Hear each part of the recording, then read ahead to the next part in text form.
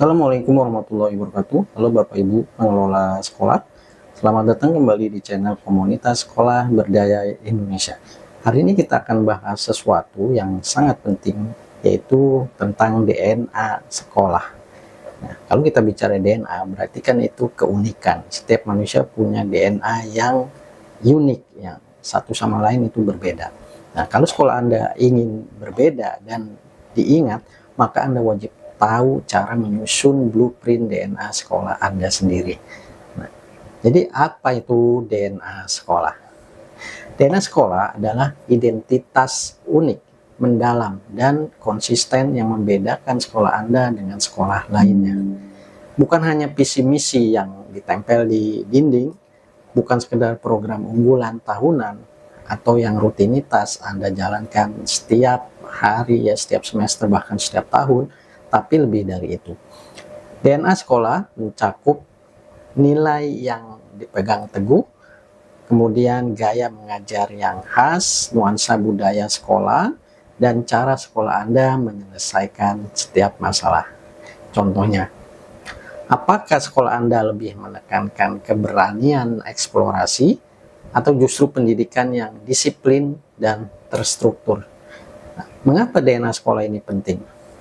Karena DNA sekolah ini akan membantu menarik keluarga yang sevisi, menyatukan guru dalam satu arah, membuat program lebih fokus dan berdampak, lalu akan menjadi dasar branding sekolah jangka panjang. Tanpa DNA, sekolah hanya jadi pengikut tren. Dan percaya atau tidak, orang tua zaman sekarang bisa membedakan mana sekolah yang punya identitas dan mana yang hanya sekedar ikut tren atau sekedar copy paste. Blueprint 5 komponen DNA sekolah berdaya. Sekarang saya akan bagikan 5 komponen penting dalam menyusun DNA sekolah. Lalu apa saja 5 komponen DNA sekolah berdaya? Nah, saya akan bagikan 5 komponen penting dalam menyusun DNA sekolah. Yang pertama, key belief atau keyakinan inti. Apa prinsip utama yang diyakini sekolah Anda? Misalnya, setiap anak punya potensi berbeda dan layak ruang berkembang. Kedua, nilai inti atau disebut juga core values. Misalnya kemandirian, kebermanfaatan, keberanian. Nah, yang ketiga ini masuk di budaya sekolah. Ini bagaimana sekolah Anda membentuk kebiasaan siswa. Apakah ada salam pagi, mentoring personal, atau pembiasaan spiritual. Yang keempat, baru masuk dalam pendekatan pembelajaran.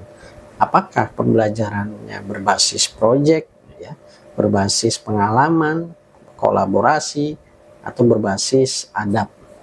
Nah, yang terakhir adalah keunggulan atau diferensiasi.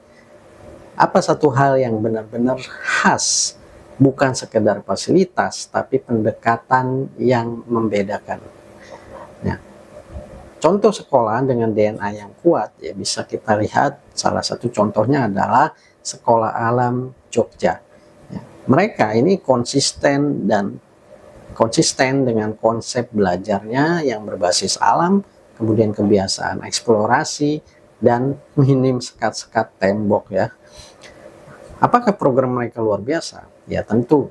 Tapi yang lebih luar biasa adalah mereka tahu siapa diri mereka dan tidak ikut-ikutan tren.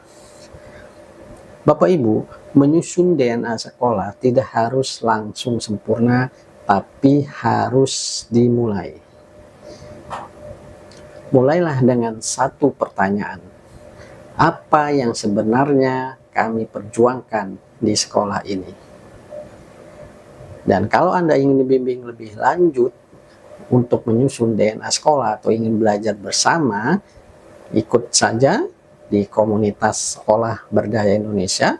Kita ada webinar rutin yang terus membahas tentang strategi-strategi menjadi sekolah yang berdaya. Ya. Sampai jumpa, salam berdaya.